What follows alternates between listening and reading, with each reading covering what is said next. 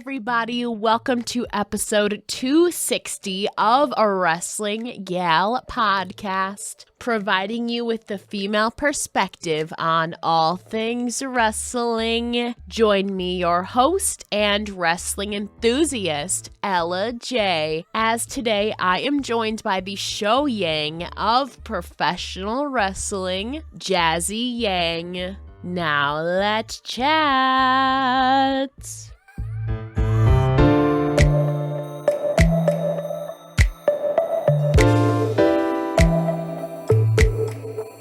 Hello, everybody. Today I am joined by the ShoYang of wrestling, Jazzy Yang. How are you doing today? I'm good. How are you? I'm fantastic to be speaking with you again today. This is a more extended version of the last time we chatted, and I am really excited to chat today. All things, of course, we'll talk about High School Musical, professional wrestling, but I wanted to start off today with a theme of a wrestling gal, and that's hashtag girl power. And I found it very fascinating to learn that you are a self-described feminist, and you even started your own club in high school centered around that with gals. So I think it's appropriate you're on a wrestling gal today, Jazzy. So Can you tell me more about gals? So me and my basketball girlfriends, we wanted to start a group for the women athletes at our school, because no one would come to our games and all that stuff, and we just wanted to have women supporting women. So GAL stood for Girls Athletic Leadership Squad, and it just fit perfectly. So we started that group, and we had the soccer team, tennis team. Everybody would come to our club meetings, and then we had speakers. We had Leah Priesman and Lexi Priesman. I think they're twins. One was a Bengal cheerleader, and then one was LSU. I forget colleges, LSU? But she was a really good gymnast. So it was cool to have them come and talk and stuff. Now, what things would they talk about? Obviously, I feel like being a woman in sports, definitely. But do you remember any takeaways from any of those conversations from the guests you would have? So they would talk about body image, because that's a big thing in sports. Everyone looks at other people you don't want to be too much or whatever. All those stereotypes, and then guys judging girls. That's what we would talk about, really. Makes sense too. I feel like that's so good to bring in people with experience more, and especially at a high school age in sports, and also as a high school girl, I completely even to this day still relate to the body image. I played sports throughout my whole life, including volleyball, which I know you competed in as well. I played for 9 years. It was a long time. So can you tell me more about what position you played in volleyball and your overall experience? So I was a setter. But then once I got to my sophomore year, they changed me to a DS, and I didn't really like that, but that's what they changed me to. I was never a hitter, but I wasn't either. Now I'm surprised then if they didn't have you do libero at all. Huh. I did one game or 2 games libero, but mainly I was just DS, so a setter. Interesting. Do you think that you were better at setting then? Because I feel like that's honestly probably the most important on there, because you're setting up for all those hits and plays, I feel like. Yeah, I liked setting a lot more because you get to run around and you basically get the ball I like touching the ball, so yeah, there would be some crazy plays trying to get the second hit, whether it's off to the side and you're trying to set up for a hit. Sometimes I think I setted one game because our setter was suspended or something, and it was a whole thing. I have so much respect for setters. Yeah, what position did you play? I honestly did everything, I feel like, except libero, actually, because I was taller. Our liberos would normally be the shorter girls on our team. I'm only 5'8", which isn't that tall, but I was the second tallest on our team. So I did right side, outside. I played middle. I set for one game. So I've played everything pretty much except libero, pretty much, in volleyball. I mean, it's good to get an all-around experience too. But speaking of high school, it brings us to our next topic. I want to talk about our mutual love of High School Musical, which I was listening to right before this in honor of you. So you were very, very young when these originally aired. So do you remember your first time that you actually watched this trilogy, and when was it? I don't really remember watching. I just remember having the dolls, but my dad took me to see High School Musical 3 in theaters, and we actually watched it twice. It's we paid to watch the movie twice, and that's I've only seen 2 movies twice in the movie theaters. It was High School Musical 3 and Frozen 2. So No, have you seen High School Musical 1 and 2 then? Yeah. Okay. It sounded like you saw 3 first because you said you had the dolls. Yeah, I don't remember which, because I was so young. I don't remember which. Yeah. I just probably saw them in order because my dad likes them too. But don't tell anybody Yeah. I said that. Yeah, I think you were like 4 maybe when the first one came out. Yeah. I feel like I'm aging myself. Then again, I was only like 10. But okay, so which of the 3? I feel like there's a right answer to this. Then again, it's all up to perspective. Which of the 3 do you consider the best? I'm praying we have the same answer here, Jazzy. I like the first one. Okay, I would say in my perspective that's the second best. I would say number 2. Number 2, Number 2? I personally love. I just feel like it has a whole different vibe. I mean, they're on like Yeah. summer vacation and doing all of that. The third one is kind of meh to me. Yeah. I mean, it sets up a whole thing, but like High School Musical 2 has a lot of like iconic songs. Then again, so does the first one though. Have you seen Sharpay's Fabulous Adventures though? I have not. What? That's so good. I know. I need to catch up on a lot of stuff, Disney. It's been a long time.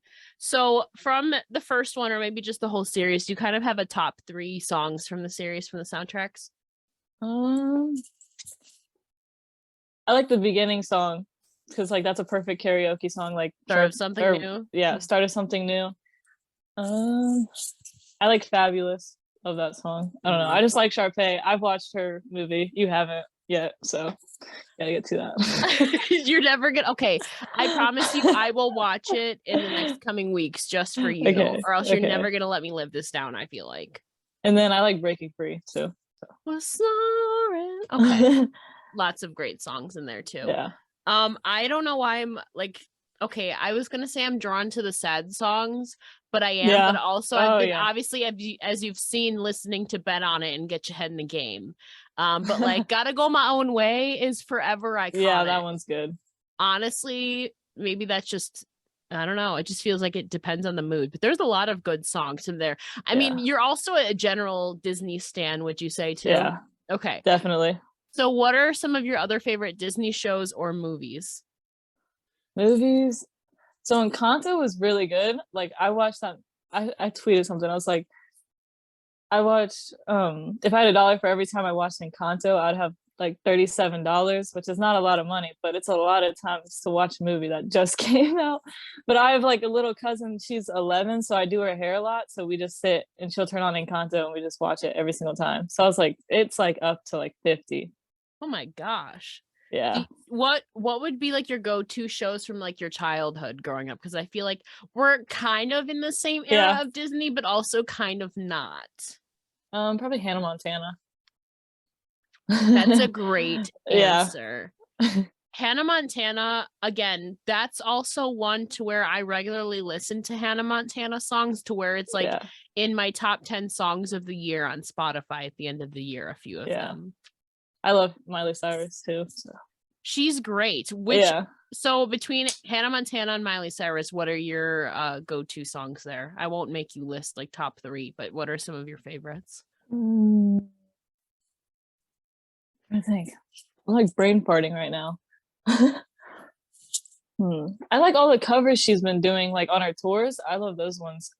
I like her new rock and roll like whole thing, but she hasn't like put all of them on Apple Music yet, so haven't really gotten to download them. I can't. What is like her? I like her Plastic Hearts album, so I like that album a lot. I like the one song that I forget what it was called. Yeah, I forget what it's called. There, you sound like I'm like brain farting. You sound like you've maybe seen her in concert before, have you? Yeah. That was my first concert. Really? So when was this? But as Hannah Montana. Oh, wait. Okay. You have to tell me about this. I am forever jealous of anybody who's ever gotten to see Hannah, like actually Hannah Montana in concert. You had to have been really, really young, but what do you remember of it? Like, how did this happen?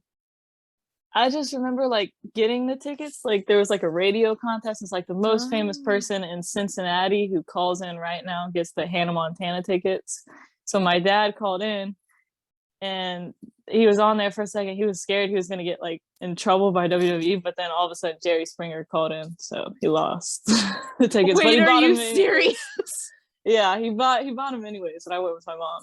But Oh my gosh, that I'm so jealous of that. I like a lot of like the Hannah Montana stuff. Like One in a Million is one of my favorites. Like Rockstar, True Friend. Like honestly, all of those albums. Like there's a lot of bangers in there that I miss. Oh man, I'm so jealous of that. So you've gotten to see. Have you gotten to see Miley as Miley too? No. Okay, I've only been to 2 concerts ever. So what was the other one then? Rascal Flatts. Oh, I've seen Rascal Flatts. Jazzy, I love you. So Rascal Flatts, I think, so I saw them in 2019. It was kind of in the beginning of their like retirement phase, how they've been going on the retirement tour and stuff. I think that was the same time I saw them too. Yeah, 2019 was like, that was, I believe, my last concert before the pandemic. Yeah. No, second to last concert before the pandemic was Rascal Flatts. That was a fun time. Yeah, I went with my dad, my little sister, and my friend, and it was fun. We went to there's this place called Riverbend in Ohio, so like all the concerts are there. I just remember that was like my first concert like I fully remember, because the last one was Hannah Montana. I was like, oh, I'm gonna start going to concerts now. And then COVID.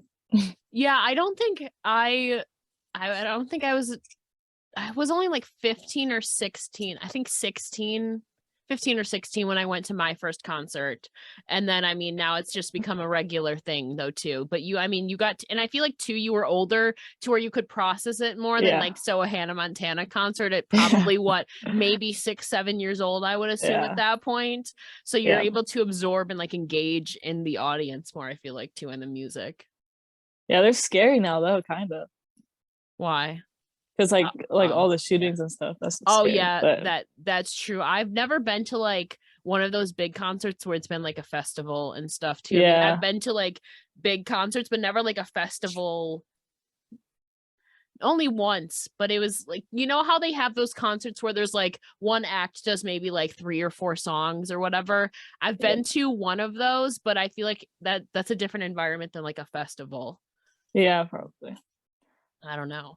But Jazzy, switching gears here, the first time I met you was at Empowerrr Weekend last year, last summer. I know, I love it. I can't believe it's already been like almost 9 months. What even?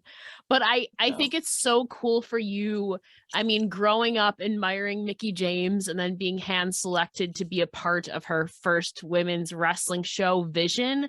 How surreal was that for you? It was crazy, like, because like she was the one that would take care of me in the back when my dad was doing it. So like it was like a full circle moment. Then I got to go to like her house, talk to her, and it's like, whoa, I'm taller than her now. So weird to think about. And it's great because she like believed me, like it was like a big chance, like the biggest thing I ever done. So it was really cool, and especially getting it from her. So she's incredible. Like that's my girl right there. I mean, I love that too. I feel like too, I mean, it's cool that Mickie used to take care of you backstage too when your dad would wrestle and stuff like that. Do you have any more memorable experiences from moments like that backstage at all? I used to be really scared of CM Punk. I don't know. I heard this story. Yeah, I would hide behind my dad so much. He shaved Serena Deep's hair, and like my hair was like my thing. Like I don't want to cut. But I was so scared of him. But and then I remember being in the back with like Melina and her, like in the girls' soccer room.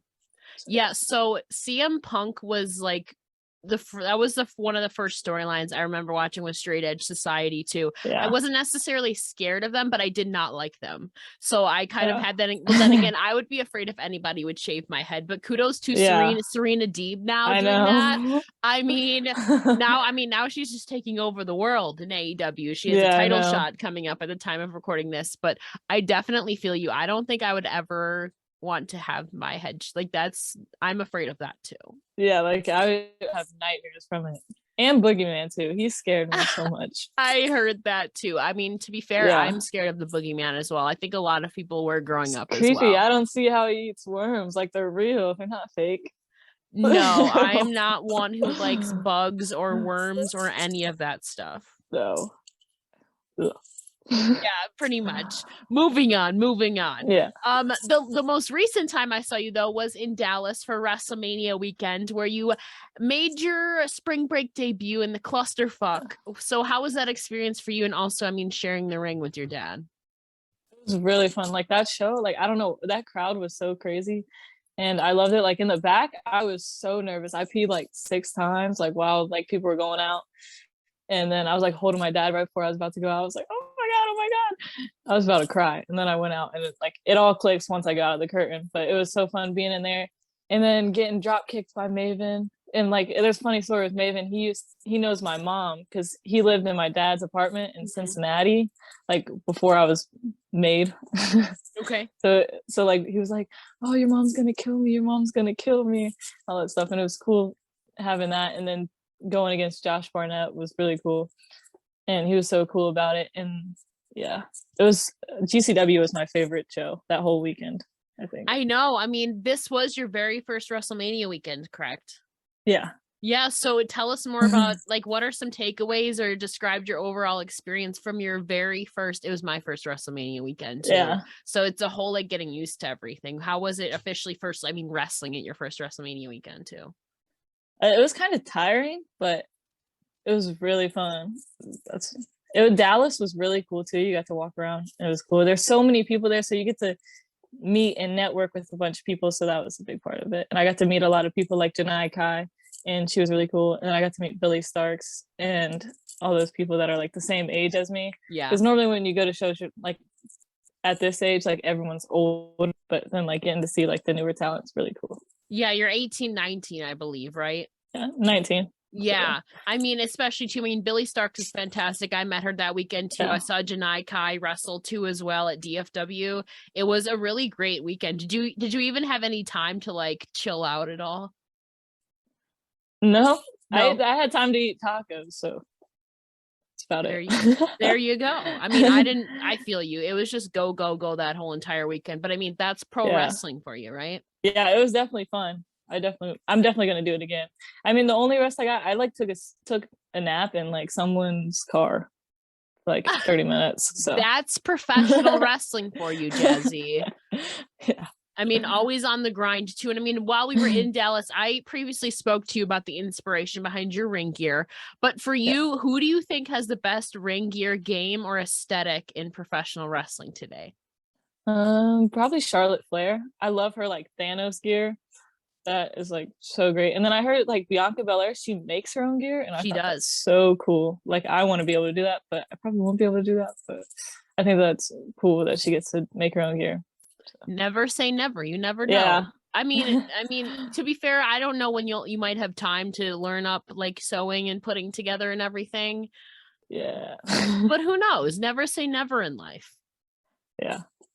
Now, I must say too, it's been really cool over this last 8-9 months. I feel like I've really seen you blossom so much with the confidence and like the way you speak and the way you present yourself. And I feel like you've been really finding your groove. Would you agree? Yeah, definitely.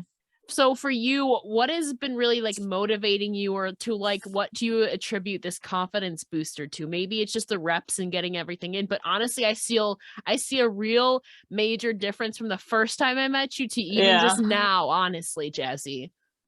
I think a lot of it was like getting out of high school and like not having to see all your high school people every day. And then like I moved out of my home state, like all the way to Georgia, and just getting out of that awkward teenage phase. I think that's really what it was. And like being on your own, like you really don't have to care what people think. Like you didn't, like high school, like everyone's around you and you have to hear everyone's opinion every day. But now that you're not in it, it doesn't really matter. Did you ever feel like, especially, I mean, starting wrestling while you're like still in the midst of high school, did you ever maybe feel a pressure to like maybe mature faster or grow up?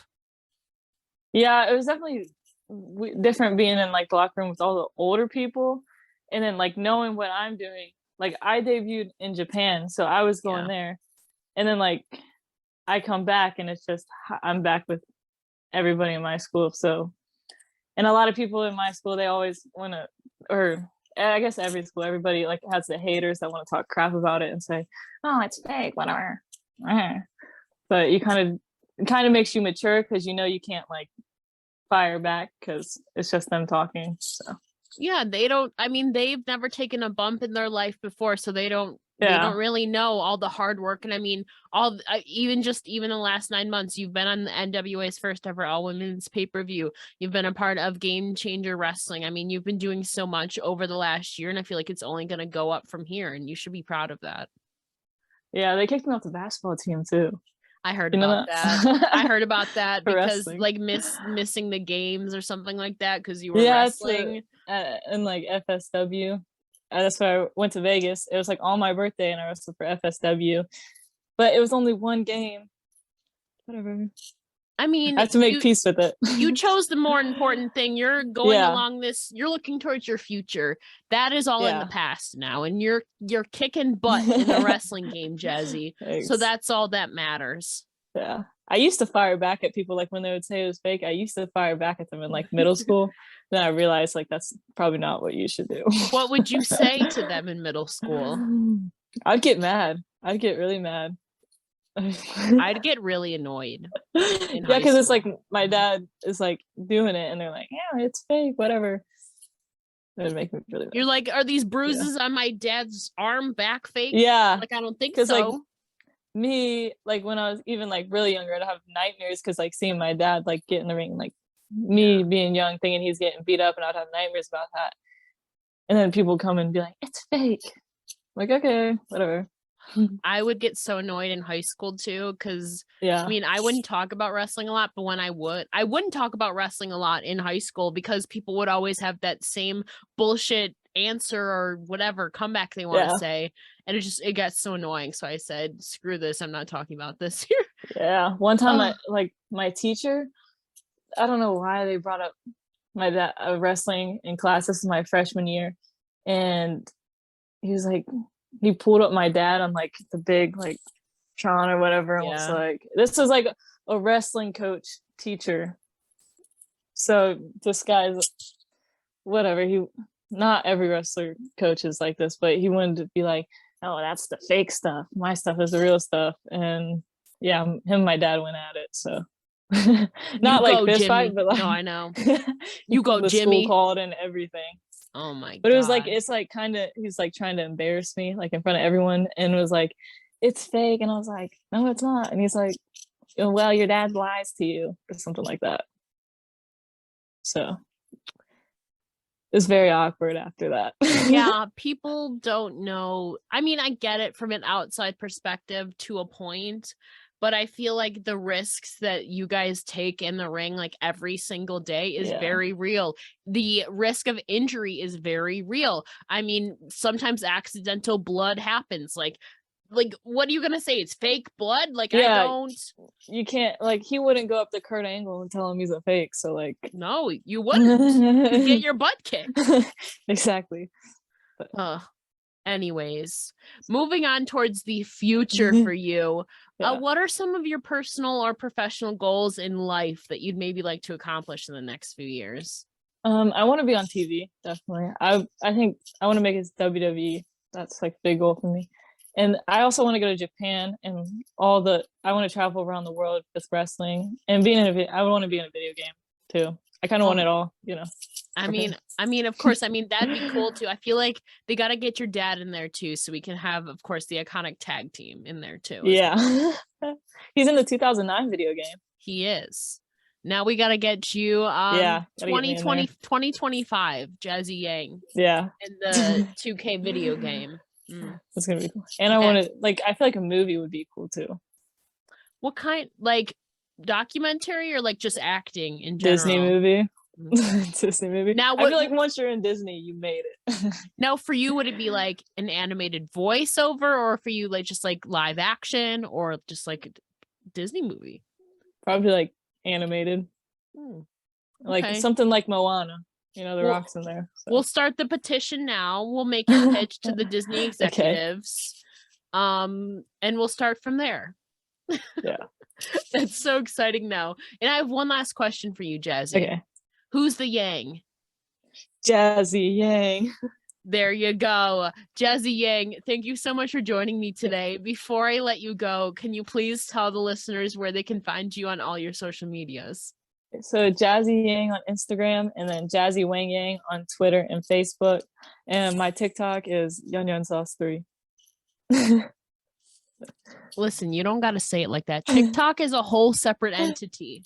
Yeah, but I want to get TikTok famous, so follow it. I have a couple friends who are TikTok famous, and it's like insane how much they grow. I only have one video. I just scroll. I don't post content because I don't know how any of that works. Really? I mean, I just need to try. Then again, you never know unless you really try. So maybe it's fun. I make dance videos. You should check it out. They're funny. Okay, go hop on. I mean, that's one way. The dance trends are definitely huge, so that's one way to blow up too. Yeah, I'm not on that. I don't think I'm on the algorithm though. Whatever, they put like certain people, they let people go on the For You page. I've never been on the For You page, I don't think. Have you been using hashtag FYP? I have. Okay, then I think it's a hoax.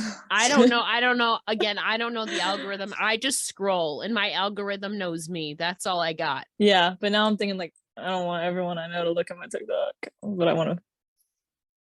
It's like my aunt follows me. That's how I feel about Twitter. Like you want to be like known on like a social media, but you don't need any of I call them IRLs. They don't need to know. Dad, stop following me on everything. I mean, he's supporting you. We love a supportive dad. And I mean, if you're gonna manifest that dream tag team match of yours, Jimmy's got to be involved. So definitely. But Jazzy, thank you so much for joining me today. It's been an absolute pleasure. Thank you for having me.